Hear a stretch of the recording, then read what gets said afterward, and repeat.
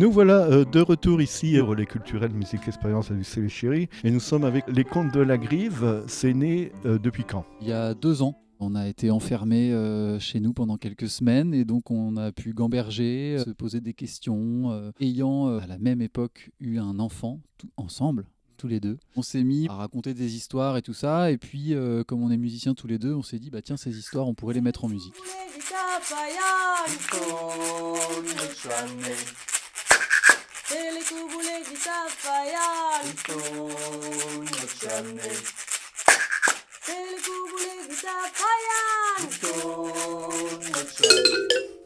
Soudain, dans une clairière, le tigre voit passer quelqu'un. Plutôt un demi-quelqu'un. Un petit cerf. Mais un tout petit cerf. C'est une adaptation de contes. Le cerf. Dites-nous-en un petit peu plus. Donc on a été pioché à droite à gauche dans tout ce qu'on a pu lire. Ah, d'accord.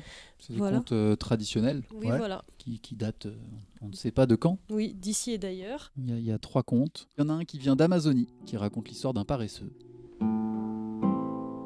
Il y en a un qui vient de Bali.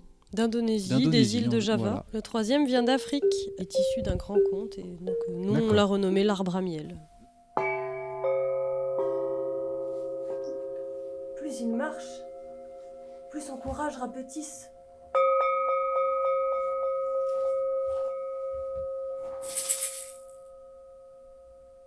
Et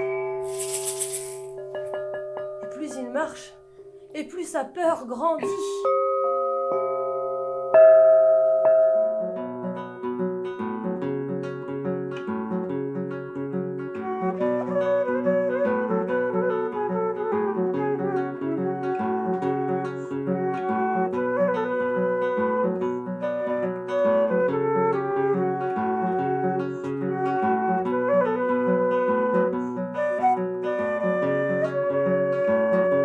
Ça parle beaucoup de nature et d'animaux. Ouais. Donc l'arbre et la forêt sont quand même assez récurrents dans les 3 contes. Il y a quand même quelque part un petit message écologique. Est-ce qu'il y a une morale, justement? Est-ce que cette morale, d'ailleurs, les enfants vont l'entendre et la comprendre? Les contes qu'on a choisis, c'est plutôt donc les morales de la nature, du temps qui passe, ou alors plutôt la raison du plus malin que la raison du plus fort.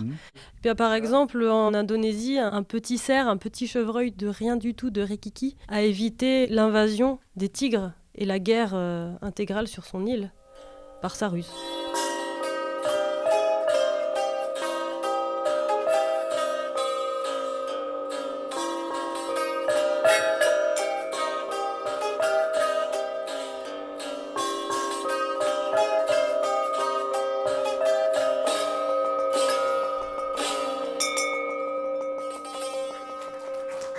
Merci.